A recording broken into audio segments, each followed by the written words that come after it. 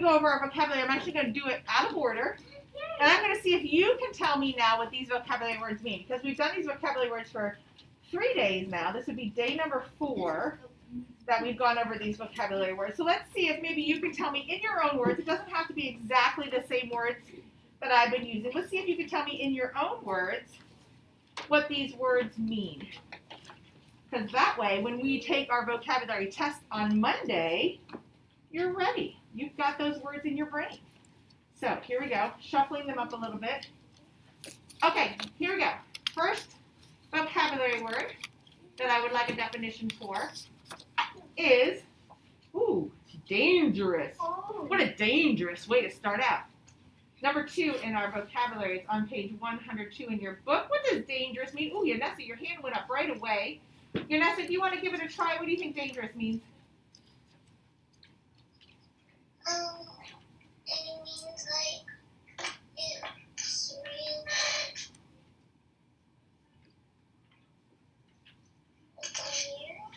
Right, you don't want to go near it because it could do what to you? You could get what? Say that again. Yeah, it could hurt you. Very good. So something that's dangerous, you don't want to go near it because it could hurt you or it's not safe, okay? So something that is dangerous is not safe and it can hurt you. Look, and we don't need to play with pencils right now. We're not using pencils at all. All right. Our next vocabulary word, ironically, is number 3, scare. It's on page 103 in your book. What does it mean if you scare something or someone, Levi? That means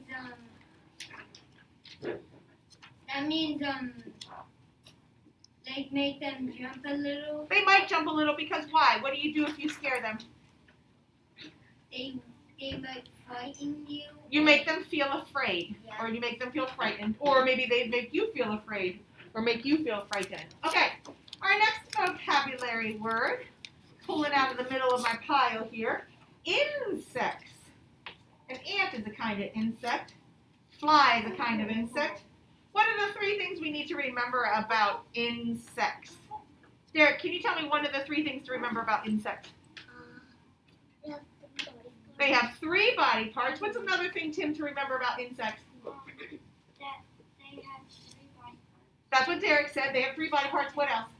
Well, they have 6 legs. They have 6 legs. And what's the last thing that we can remember about insects? Valerie, do you remember? They have wings. Some of them might have wings. Very good. So remember that insects have 3 body parts, 6 legs, and some of them might have wings. Not all of them, but some of them do. All right. Breeze is our next vocabulary word, number 7 in our book, 103. What is a breeze? There is no breeze today. Lonnie, what do you think a breeze is? It's like a little gentle wind. Very good. Yeah, a nice, gentle, soft wind. Very good. All right. And then we have the word rotten. Ugh, like this apple. Number 5. What does it mean if something's rotten? Let me see. Hey, Mackenzie, can you tell me what rotten means? It means that something is rotten. Okay, what does it mean if it's rotten? This apple is rotten. Go ahead.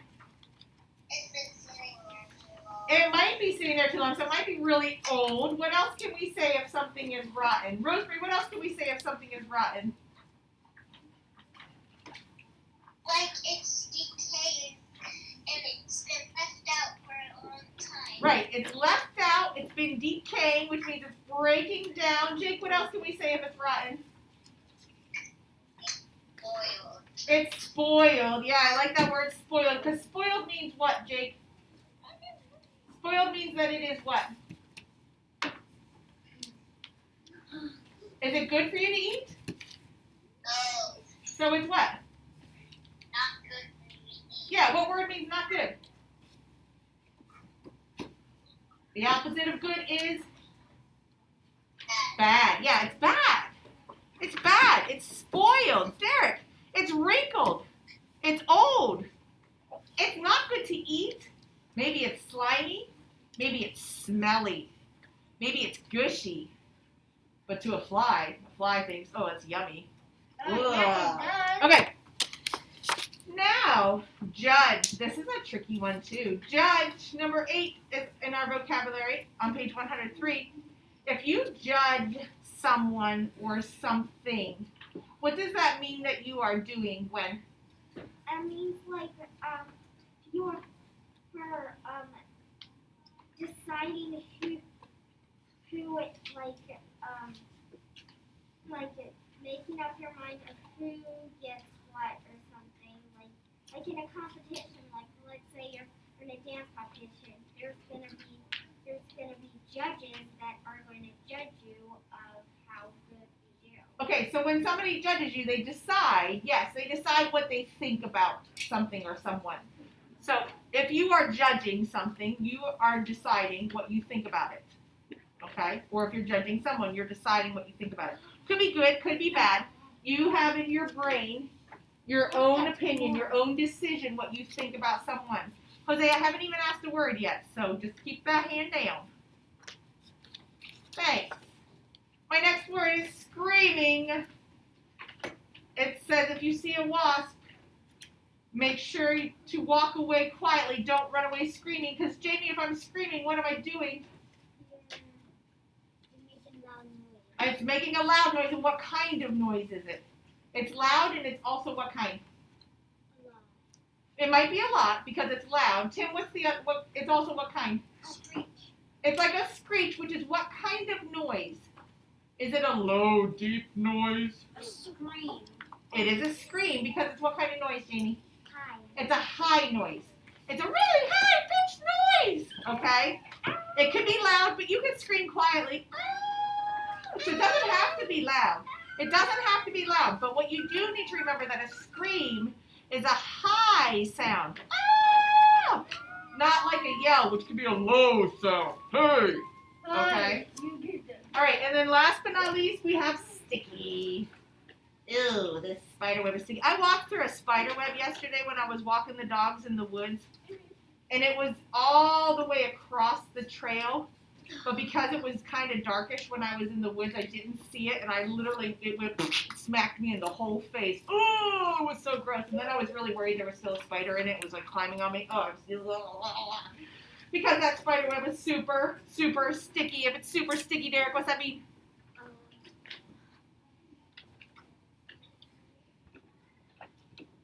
Think about glue. Glue is sticky. Honey is sticky. Tape is sticky. It's sticky so things can do what? Stick. Yeah, it makes things stick to it really easily, right? Ooh, I got really close with my spider web then.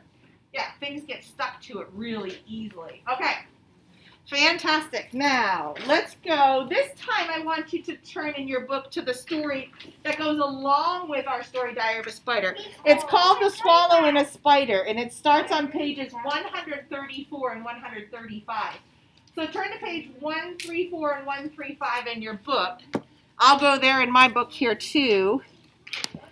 134 and 135. 134 and 135. 134, 135. Oh, hopefully I get there. So remember in our stories, we always have the main story, the anchor text is what they call it. In this case, it's Diary of a Spider. But then they always put in another story that goes along with it. It's kind of like it, but it's also a little different at the same time. There, mine's finally loading. Now, our story, Diary of a Spider, we call that a humorous fiction story. So it's funny and it's make-believe. It's funny fake story. A Swallow and a Spider, which starts on page 134, that's a totally different kind of story. And this is a kind of story that we have never, ever read before. At least not in here yet. But we will read more of these. This is what we call a fable. And a fable is a kind of story that teaches a lesson. So a long time ago, people didn't have Google, surprisingly. People didn't have libraries with books in them, surprisingly. There was no internet, believe it or not. What? There were no computers. What? There were no cell phones. What? There wasn't even a regular phone. What? Shocker, right? What? So a long time ago, they didn't have a lot of those things, but people still had questions like, why does the sun come up every day? Or people still had questions like, why do birds fly south in the winter when it gets cold? Or people still had questions like, why does the spider spin a sticky web?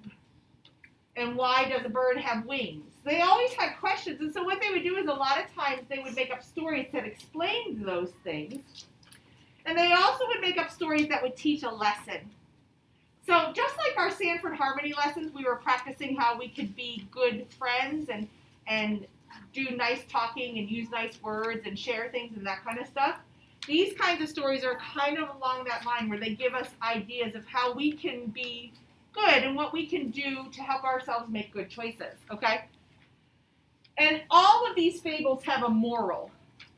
And you might hear the moral to the story is, the moral is the lesson that the characters learn about. So the whole idea of the moral is for you to learn what the characters learn.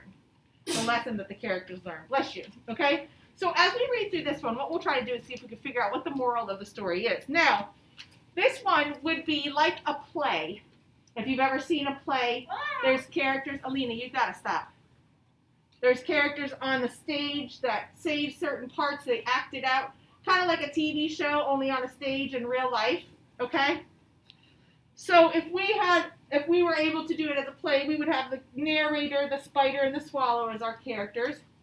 A narrator is the person that does like the reading, and then the spider would be one of the characters, and the swallow would be another character. So they would be two other people that would be saying those parts. We've seen plays before when we go to the page on the stage. We've gone to the page on the stage. We didn't get to go last year. You guys went when you were in kindergarten, though. Yeah. And we've seen different plays when we go on the buses and we go into New York City to the stage and we watch different plays in the morning. Yeah. We've seen plays before. We didn't have a chance to go last spring, though, because of everything else that happened. So, but that's similar to what this would be, okay? They call it reader's theater. So A Swallow and a Spider is a fable from Aesop. Aesop is an author who wrote books or stories like this a long time ago. And it's being retold by Sheila Higginson. That means she's telling the story again in just a little bit of a different way. So the narrator says, a spider sat in her sticky web, waiting for dinner. Spider says, I hope some insects will stop by soon. The narrator says, Spider heard the buzz of flies floating in the breeze. Swallow says, look at those juicy flies. The narrator says, before the flies could reach her web, they were scooped up in Swallow's beak. Spider, Swallow is a pest. I will show him what I can do. Narrator, Swallow worked for a whole week. She spun a huge web. Spider worked for a whole week. She spun a huge web. Spider, Swallow doesn't scare me. I may be small, but I am dangerous too. Narrator, Spider put some berries in the middle of the web. You can see them in the picture right there. Spider, Swallow will smell the berries, then he will get stuck in my net. Hey, Jamie, Mr. Buckley's here with the cart for you. All right, so what do you think? Why did Spider make that big web and stick some berries in the middle of it? What was the whole idea of that, Gwen? So he wouldn't eat him. So who wouldn't eat him? Swallow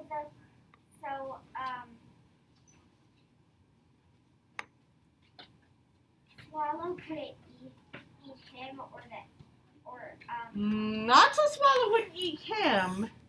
He put the berries in the middle of his huge, huge webs. Ate him. Why? Because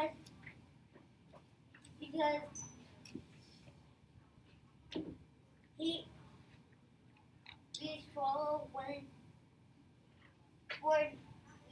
Swallow didn't scare me. Maybe he didn't scare him. Well, he's not scared of him right now. What is Swallow eating right now, Levi? Wait. Not the grapes. Nope. What is Swallow eating right now, Angelina? The berries? Not the berries yet. What is Swallow eating right now, Valerie? The flies. The flies. Swallow is eating all of the flies before they get into Spider's web. So Spider is making a really big web and putting some berries in it because he's hoping that Swallow will smell those berries and come eat the berries instead and then get stuck in the web at the same time. Okay, so right now, Spider is hoping to catch Swallow in the web by using some berries. Go ahead, Derek. Now, here we go.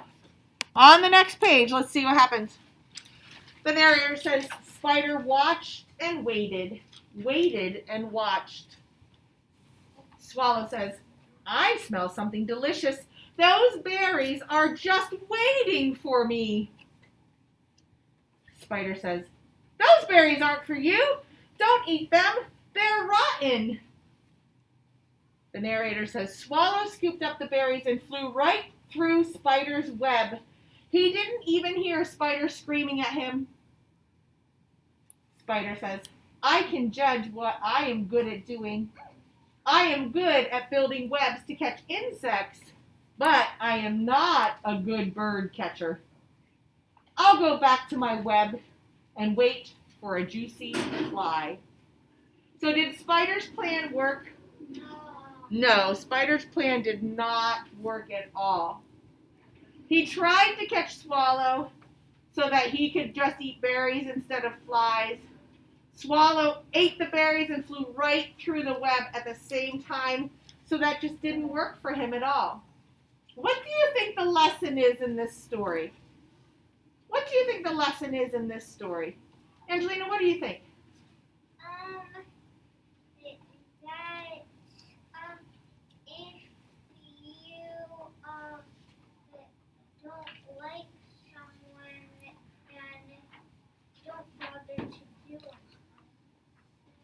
Okay, so maybe it's okay. I get what you're saying. So it's okay to not like somebody, but you don't have to be mean about it. You can just judge somebody and decide you don't like them, and that's okay. Just don't do anything about that. Okay, that might be one of the lessons. Levi, sit up. What's another one of the lessons do you think that could be learning about in this story? Gwen?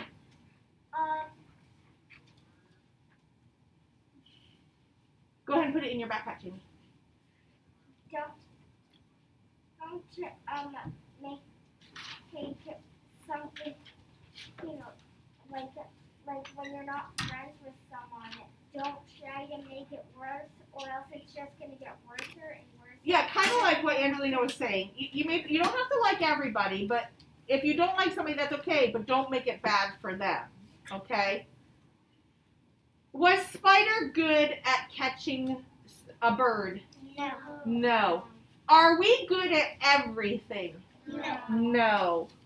Is it okay to not be good at everything? Yeah. Yes. Is it okay to be only good at some things Yeah. and not other things? Absolutely. So like Spider was saying, you know what? I can judge that I am not good at catching birds, so I'm not going to do that. I'm only going to work on being good at the things that I know that I'm good at and not worry about those other things that I'm not good at. I'm just going to keep better at those things that I am good at and not worry if I can't be good at everything. It's okay to not be good at everything. So I'll just go back and wait for my juicy fly, he says. So the lesson or the moral in this story is that it's okay to not be good at everything. It's okay to only be good at some things. And that you should be happy that you are good at those things. And then you can work on the other things as you go along. Okay? So now, how is this story, Swallow and Spider, different than our story Diary of a Spider? How is a swallow and a spider different than our main story, Diary of a Spider? What's one way that the two stories are different? Vanessa, what do you think, hon? There's a bird and animals. Yeah, they have different characters, right? That's one way they're different. In this story, A Swallow and the Spider, there's a bird. In Diary of a Spider, we don't talk about a bird, do we? So there are some different characters. There's some characters that are the same, but there are also some characters that are different. Levi, what's another way that they're different? It's because Diary Spider doesn't have a goal. We just said that. That's what Yanessa just said. But how else are they different?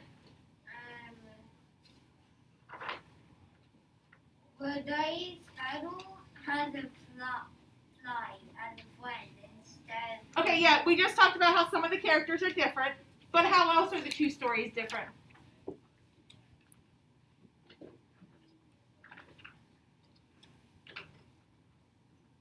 Okay, let's sit up and pay attention then, shall we? Yeah. How else are the two stories different, Zayden? The spider had 6 legs, and the other one don't. Oh, in the picture? Actually, no. These two right here are also legs. So the picture, the spider does have 8 legs.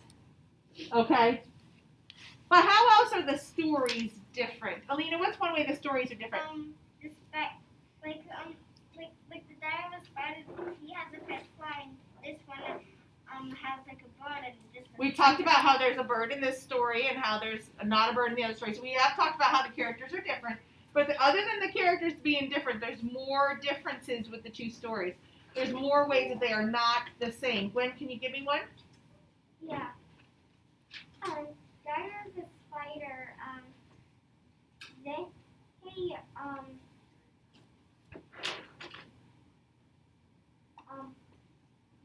didn't teach a lesson, and this book does teach a lesson. Okay, I like where you're going with that. This kind of story, the fable story, is a story that is meant to teach a lesson. I agree with that. You're right.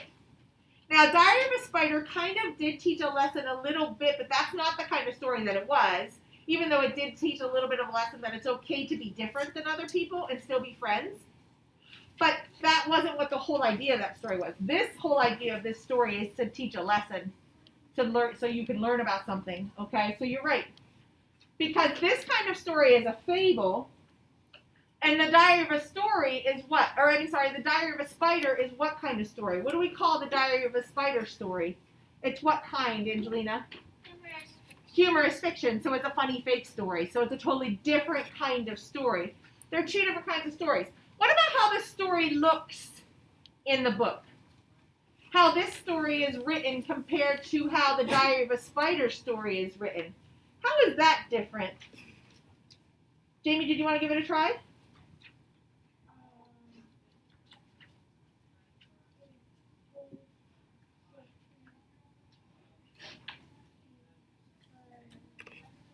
This kind of story is written how? What did I say that this would be like?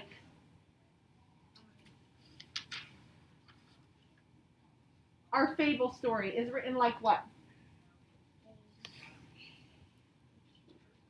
No, not a fiction. What did I say, Zayden? Where they go out into a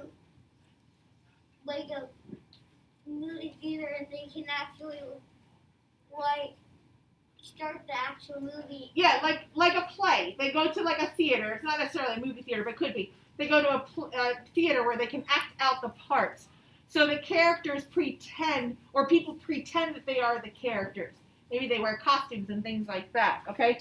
So this is written more like a play where people pretend that they are the characters. And the Diary of a Spider is more just like a storybook where we read about the characters, okay? So there's two totally different styles of story with even how it's written in the book, okay? Now, let's talk about how those two stories are the same. How is this story, A Swallow and a Spider, like or the same as our story Diary of a Spider? Tim, can you give me one way that they're the same?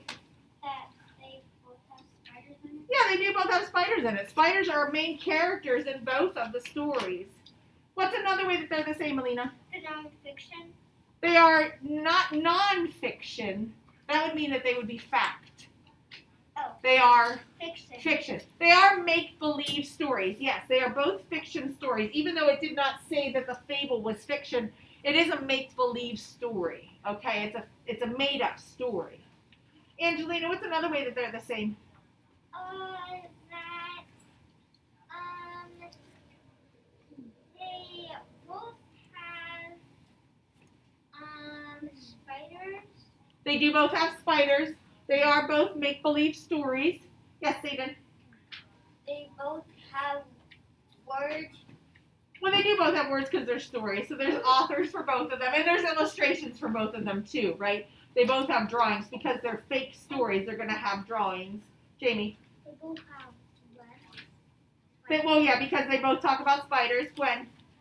They both mention flies. They do both mention flies, so some of the characters are the same. And in this case, they actually do, both of the stories actually did teach us a lesson. So they were different because they're different kinds of stories. But in this story, it taught us a lesson about how we can be good with some things, and it's okay, and not be good at other things, and it's okay. Diary of a Spider teaches us that it's okay to be friends with somebody no matter how different they are than us, okay? All right. Let me stop this real quick for a second. Before we go on to our practice